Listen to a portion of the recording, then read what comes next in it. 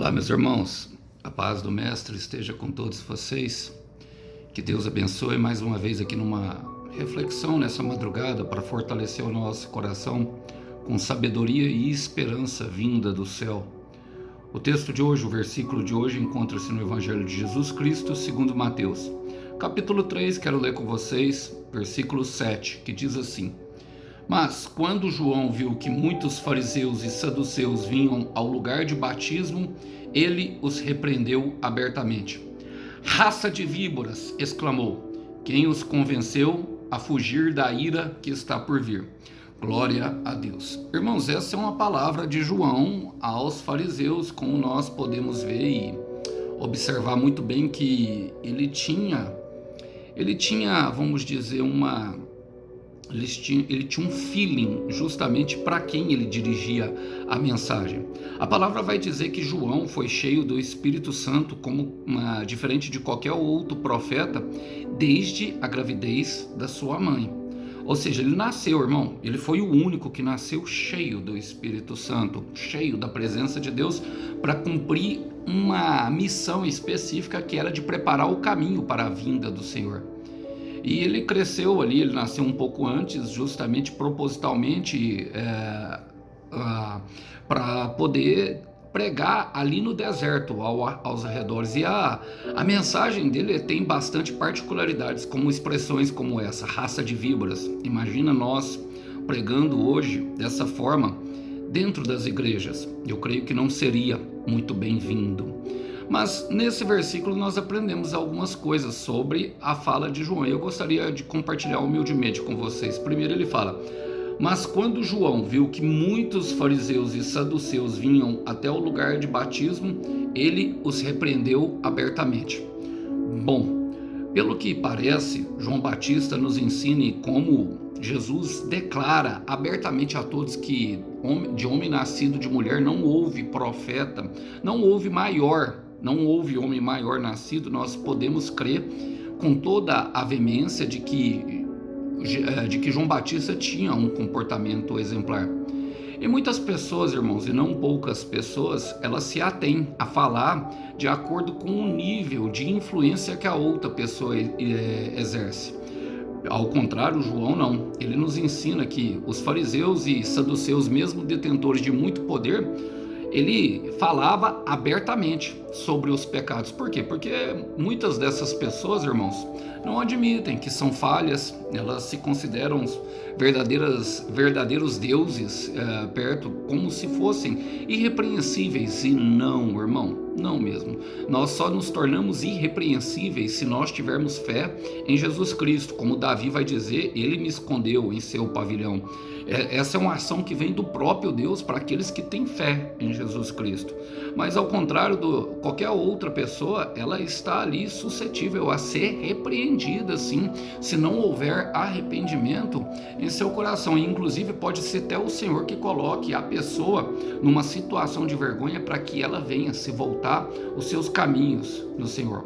Martin Luther King vai dizer que não é o barulho dos maus que o preocupa, mas sim o silêncio dos bons. Hoje nós não podemos falar nada, inclusive é verdade, porque tudo é ofensivo. Mas o Senhor está falando: abra a tua boca e fale a verdade abertamente. Olha o que João falava: raça de víboras, exclamou.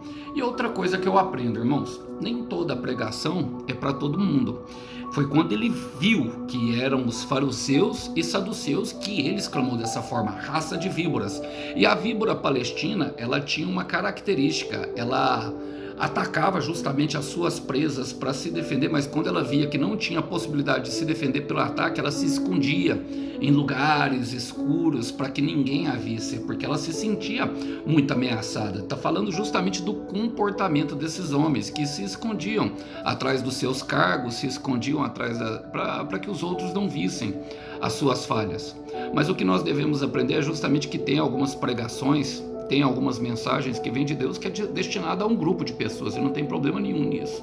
Nós como profetas, nós como homens de Deus devemos ter devemos ter esse feeling, devemos ter essa percepção na hora de pregar. Nem toda palavra que Deus vai dar vai ser direcionado a todos. Às vezes será a uma raça específica. E olha só, o que mais ele fala? Fala assim, ó: quem os convenceu a fugir da ira que está por vir? E nós percebemos que por trás do comportamento expressado pelos fariseus e pelos saduceus, tinha uma influência, irmão. Tinha alguém que convencia eles. E logicamente, nós sabemos que a nossa luta não é contra a carne e o sangue, sim contra os principados e potestades. Isso nos mostra, irmão, que independente do cargo, independente da influência que a pessoa exerça, nem todos são filhos de Deus. Alguns estão ouvindo ainda a mentira do diabo. Alguns ainda creem que podem escapar do juízo e da justiça. E como que você sabe disso tudo, Alisson? Ele vai dizer ali na frente que ele batiza com água, mas que virá um que batizar com o Espírito e o Santo e o fogo. E muitas pessoas confundem o Espírito Santo e o fogo no mesmo batismo. Não, são batismos diferentes. Um, batismo de transformação, o fogo, e o Espírito Santo, batismo para aqueles justamente que receberam a mensagem de arrependimento. Esses receberão o dom, ou seja, o presente de Deus, as suas boas promessas, enquanto outros receberão o fogo, que não se apaga, que age como elemento transformador da vida do ser humano, um agente transformador vindo do céu, justamente para que nós possamos nos arrepender. Todos precisam se arrepender. Arrependei-vos e crede nas boas novas. Marcos capítulo 1, versículo 15. Pensando nisso, vamos orar, irmão, e entregar isso ao Senhor. Senhor, eu quero colocar diante de Ti o meu irmão e a minha irmã que estão aqui ouvindo essa palavra, que nós possamos, Pai, avaliar cada um de nós a nós mesmos e nos identificar como ouvintes dessa palavra, de que lado que nós estamos, para que nós possamos, ó Pai, de fato receber o Teu dom precioso, que é o Teu Espírito Santo, e não o fogo da transformação. Que nós venhamos, Pai, cada vez mais ter comportamentos parecidos com o dos profetas e o de Jesus, em vez de comportamentos farisaicos e de todos os outros religiosos da época de Jesus que agiam pela hipocrisia. Senhor, nós não estamos aqui por religião, estamos aqui porque cremos que o Senhor de fato pode transformar as nossas vidas. Então ajuda-nos, Pai, da melhor maneira o possível, que seja por meio da pregação da Tua palavra, longe da exposição e da vergonha. É o que nós oramos e oramos hoje, em nome do Senhor Jesus. Jó, capítulo 33, versículo 14, vai dizer que Deus fala, e fala o tempo todo e de muitas formas, mas nós, homens, não os percebemos.